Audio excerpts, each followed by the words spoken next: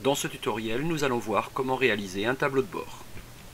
Prenons pour exemple les produits frais d'une GMS avec pour rayon les fruits, légumes, boucherie, charcuterie, traiteur, produits de la mer, fromage et surgelés.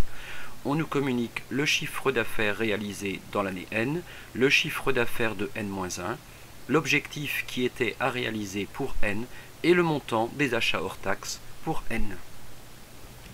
À partir de ces éléments, quels sont les indicateurs que nous pouvons créer? Par exemple, le premier, ce peut être la contribution au chiffre d'affaires pour l'année N. Il s'agit de mesurer la part de chaque rayon dans le chiffre d'affaires total. Ici, on est à 24,54% pour le rayon fruits et légumes. Je vais figer la cellule, touche F4, pour pouvoir recopier vers le bas. On s'aperçoit ainsi que les rayons fruits et légumes et boucherie volaille contribuent à eux deux pour 60% du chiffre d'affaires du point de vente. Deuxième indicateur, on peut calculer l'évolution du chiffre d'affaires entre N et N-1. Je vais faire le calcul suivant. Chiffre d'affaires réalisé en N moins le chiffre d'affaires de l'année précédente divisé par l'année de base, soit N-1. Et à nouveau, je vais étirer pour l'ensemble des rayons.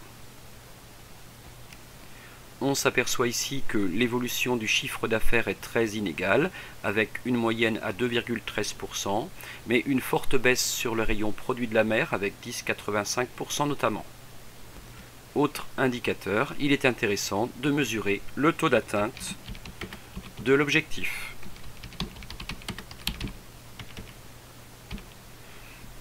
À savoir, le chiffre d'affaires qui a été réalisé en N comparativement à l'objectif qui avait été fixé. On s'aperçoit que globalement, l'objectif n'est pas atteint sur l'ensemble des rayons produits frais. Il est juste à l'équilibre pour fruits et légumes, charcuterie et traiteur. On peut maintenant calculer quelques indicateurs liés à la marge, notamment le calcul dans un premier temps de la marge brute, qui sera la différence entre le chiffre d'affaires de l'année N et les achats de l'année N.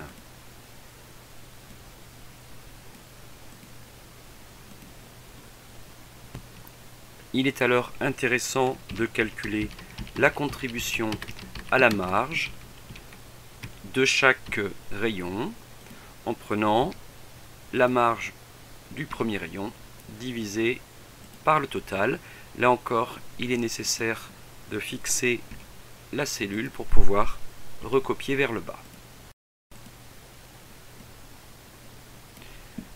Les deux rayons qui contribuent le plus à la marge du magasin sont à nouveau le rayon fruits et légumes et boucherie et volaille. Calculons maintenant le taux de marge. Le taux de marge est égal à la marge brute en pourcentage du coût d'achat. Là encore, je vais recopier. Terminons par le taux de marque. Cette fois-ci, il s'agit de la marge brute en pourcentage du chiffre d'affaires hors taxe.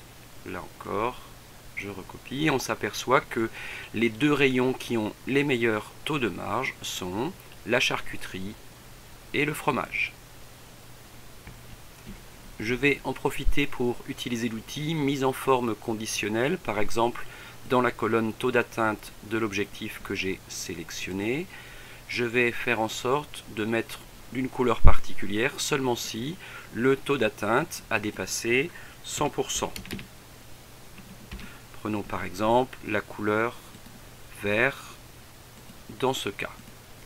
Je vais à nouveau sélectionner ma colonne et recommencer l'opération en demandant de mettre d'une autre couleur. On va prendre la couleur rouge cette fois-ci, si la valeur est inférieure à 100%. Voilà. et donc sont bien mis en évidence que le rayon fruits et légumes, charcuterie et traiteurs ont atteint leurs objectifs. Par contre, tous les autres rayons sont inférieurs à l'objectif qui avait été fixé. Je vais utiliser une autre fonction dans les mises en forme conditionnelles, par exemple sur la colonne du taux de marge, pour cette fois-ci mettre en évidence les deux valeurs peut-être les plus élevées. Il apparaît toujours 10, je vais diminuer à 2, et comme c'est plus positif, on va choisir la couleur verte. Donc ce qui confirme que le rayon charcuterie et le rayon fromage font les meilleurs taux de marge du rayon. Enfin, je vais terminer par deux illustrations graphiques, par exemple la répartition du chiffre d'affaires. Je vais prendre un graphique circulaire, le premier tout bêtement, demander peut-être avec les pourcentages, et il me restera simplement à changer le titre. Donc rappelez qu'ici il s'agissait du chiffre d'affaires pour l'année N. On pourrait imaginer un autre graphique pour comparer le chiffre d'affaires réel avec l'objectif. Ici, je vais le faire en colonne. Le premier peut convenir. Je vais juste en fait changer les séries en sélectionnant les données. La première série en réalité correspondait au chiffre d'affaires de l'année N, alors que la seconde série était en fait l'objectif pour l'année N. Voilà, et bien sûr il manque le titre.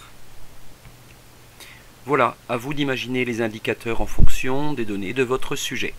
Bon courage, bonne révision.